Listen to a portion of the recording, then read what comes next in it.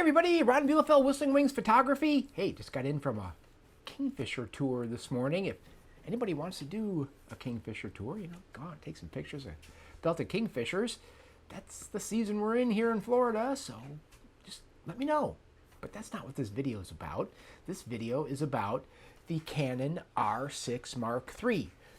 I don't generally talk about cameras before they come out, but this one's got my interest.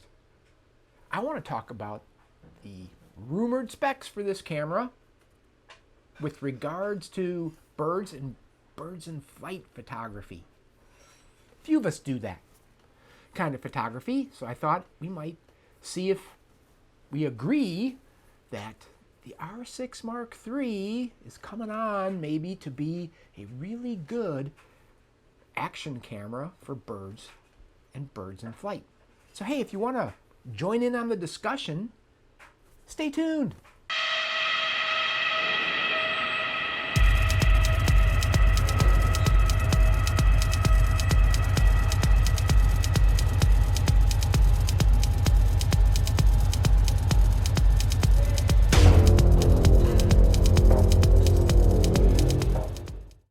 Okay, so here we go. We're going to talk about the Canon R6 Mark III, the rumored Canon R6 Mark III, and its rumored specifications, which a lot of them I think are probably getting to the point where they're pretty accurate. That's why I've waited this long to talk about this camera at all.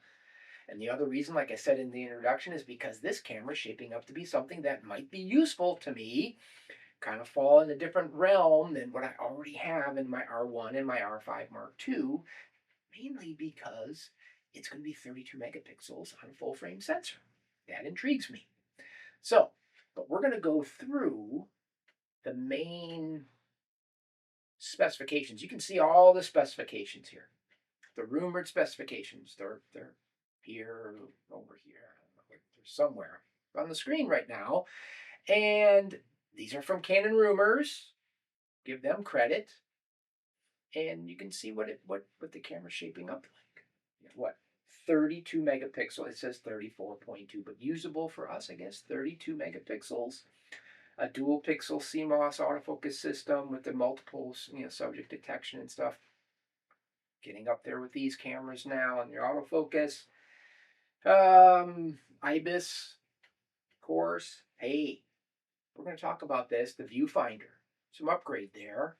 Rumored. Pre-capture, of course. The R6's got pre-capture. Came along in a firmware update, but of course they're all going to have pre-capture now, which is, for what I do, a great thing. Frame rate, hey, 40 frames per second. Do we want to talk about video spec? Nah, let's not talk about video specs in this video because there's so many to talk about already. Oh, max ISO 64,000, probably going to be expanded to higher than that. But the base kind of maximum is going to be 64,000, which on a camera like the R6 Mark III is going to be, I think that's high enough. I mean, I won't shoot much higher than 30,000 on the R1, and it's a beast in that sense.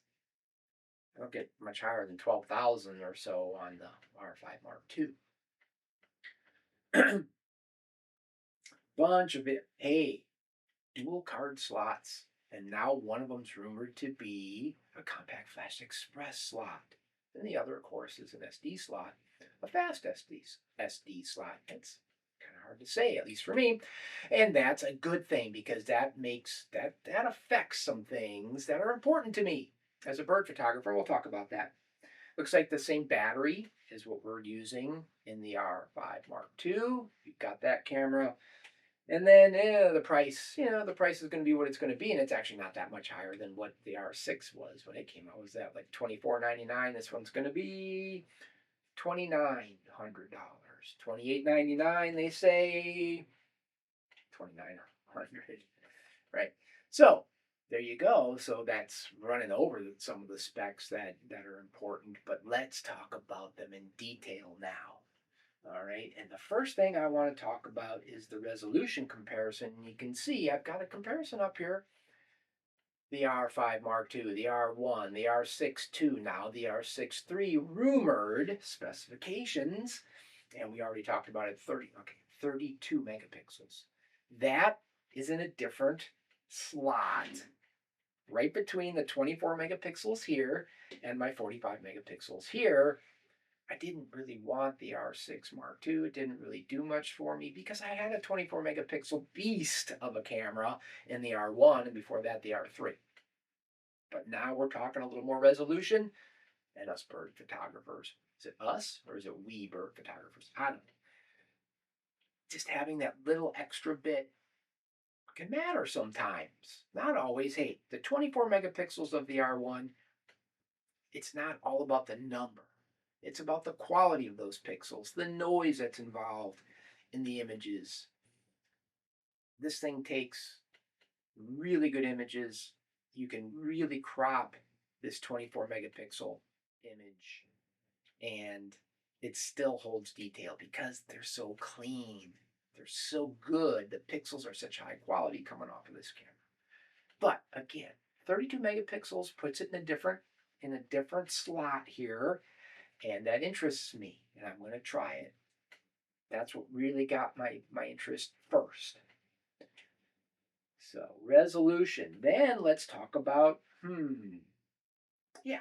let's talk about next.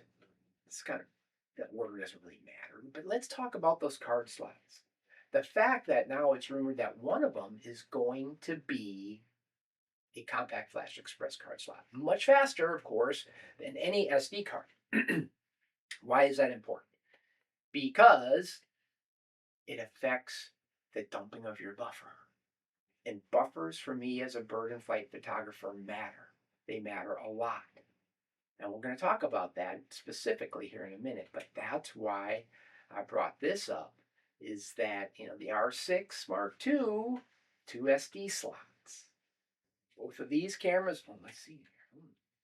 The R1, it's got 2 compact flash express card slots.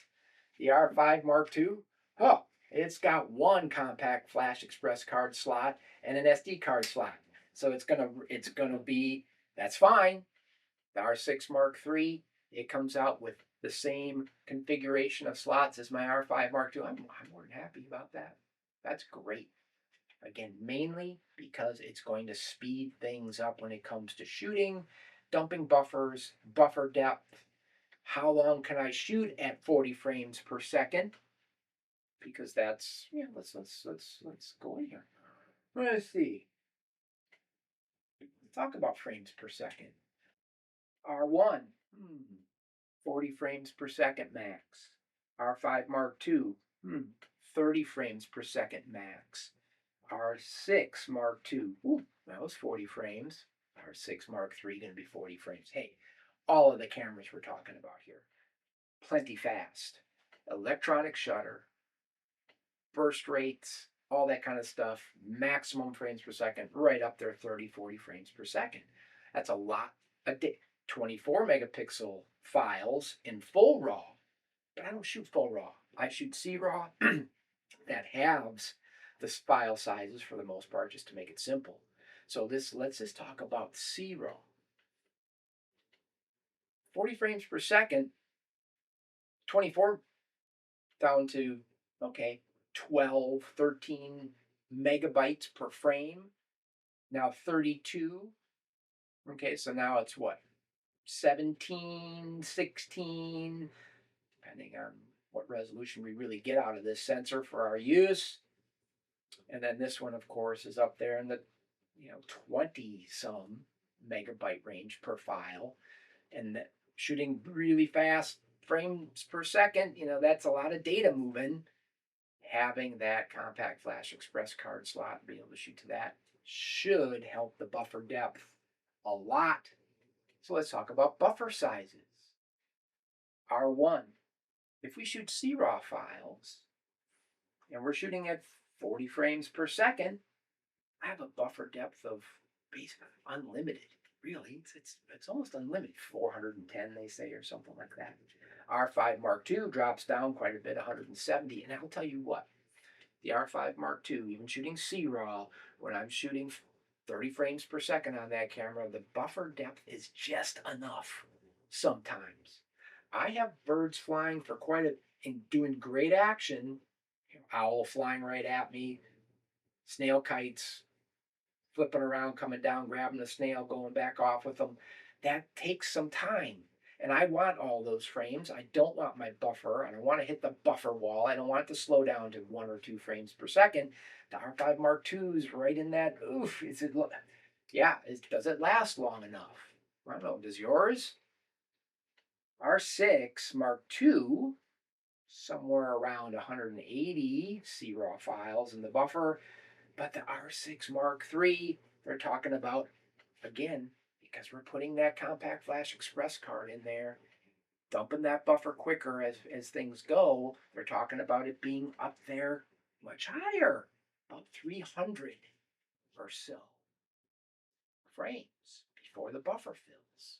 That's nice. That works for me as a bird photographer, a bird and flight photographer, an action photographer. All right. Let's talk about something that we all care about a lot when it comes to birds in flight, wildlife, action photography, autofocus. I don't think we have to talk too much about it. There you can see what I pulled off of the internet, looking all over the place for all these details about the autofocus systems in this camera. Well, it's going to be a dual pixel CMOS 2. You know, it's going to be right up there with the R5 Mark II. All right, it's not going to have the cross type that the R1 has. And if that's important to you, well, that's something Canon's holding on to for the flagship, right? The R1. But I'll tell you what, the R5 Mark II's autofocus system, for those of you who are using it, who have tried it, who are good, it's great. It is really good. I think the R6 Mark III is going to be right up there. Same thing.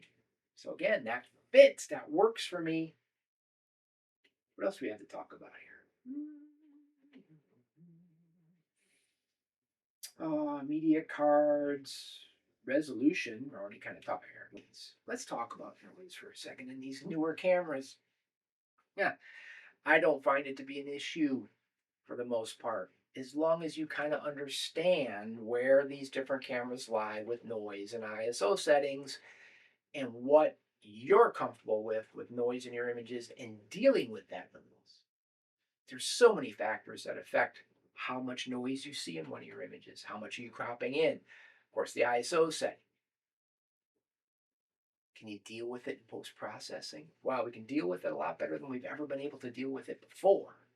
So it's come to a point with these newer cameras that, of course, I'll look at it and I'll compare settings between different cameras to see how much noise there is, but I don't generally have an issue dealing with noise in my images anymore. Not like before. Not like in the digital SLR days. Good. How about going back to the Canon 50D? You want to talk about noise. You couldn't shoot above what? ISO 400 with that camera or something. Now we're talking about insane ISO settings and still being able to use the images, especially if you use them at almost full frame. So again, I'm not going to spend a lot of time here. You can look at the specs and hey, just get the camera in your hands and work with it, and I bet you're going to find that noise isn't going to be much of an issue. There we go, ISO performance. Something else that's important to me as a bird photographer, the electronic viewfinder that you're looking through. You remember the digital SLR days all those years ago? Now, when you actually looked through the viewfinder and you were looking through your lens, and you're looking through expensive glass, and man, it was beautiful. It was so much fun to look through that and shoot through that. And then, of course, mirrors started coming along and mirrorless EVFs, electronic viewfinders, the little TVs in there. They sucked. Oh my God, I hated looking through those things. It took a lot of the fun of photography away from me. But now we've come to a point where the resolution and the speed, refresh rates and stuff of these EVFs are amazingly good. This viewfinder on the R1, I forget I'm not looking through my lens like in the old days. The R5 Mark II isn't bad. Okay, so here you go. Here's the specs, right? Canon 1, 9.44 million dots. 5.76 million dots on the R5 Mark II. Ooh, the R6 Mark II. 3.69. And it didn't cover the whole range of the 100% view either vertically. The R6 Mark III is rumored to have the same viewfinder as the R5 Mark II. I like that. I can handle that. I'm fine with that. It's another upgrade that brings it up into the realm of a good camera for me and what I do. So no longer needing to really talk about that too much more. What else? Let's talk about back button configuration. How many of you have the R7? Yeah, only two back buttons. Ergonomic, the way that body is set up and stuff. Hey, it's a great camera for what it is. But the way the buttons and I don't like it. The R5 Mark II, 3 back buttons across the back and a thumb wheel. The R1, same thing, 3 back buttons across the back and a thumb wheel. It's the way they should be set up. A Canon body should be set up. And the R6 Mark III is going to be the same as the R6 Mark II more than likely, and it's set up that way. So that's great. That's awesome. All right. But just pointing it out, because having consistency when you pick up different bodies is not a bad thing. And having 3 back buttons for autofocus for me and what I do, having zone, full frame eye detection with tracking, spot, having this one set to maybe a different exposure for certain shooting scenarios and stuff like that. Having the 3 buttons back there matters to me a ton. And of course, they're not changing that in the R6 Mark III, according to what's rumored anyway.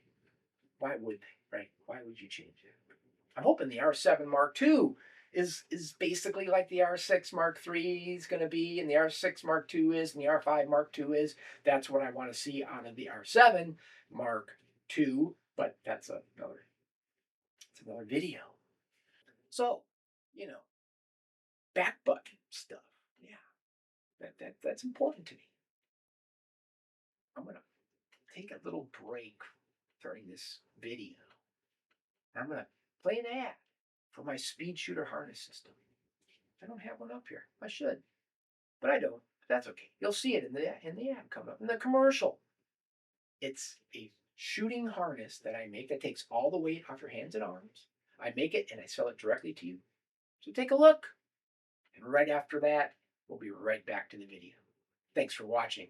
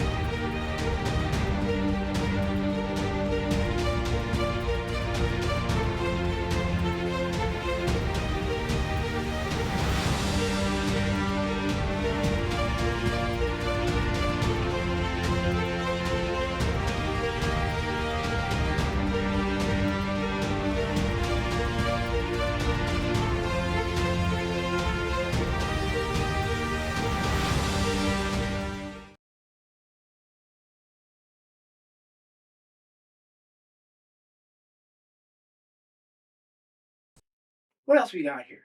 Max range. Oh, there's a battery grip available for the R6 Mark II. There's a battery grip available for the R5 Mark II. Which you don't need one on the R1. It's got built in. But the R7, you could put a grip on it. Another thing I didn't like, I want a grip because I want 2 batteries or a big battery like in the R1. Because there's 2 things I don't like when I'm out shooting. Having to worry about changing batteries during a session, a morning or an evening shoot, and having to change cards out. Because like we've talked about a million times, when do batteries go dead? When do cards fill up? During the best action that you've seen during a session. I don't want to deal with it. the added weight and all that kind of stuff for me is not a big deal. I want longevity in batteries and in cards. There will be a grip for the R6 Mark III, and I like that. What else we got here?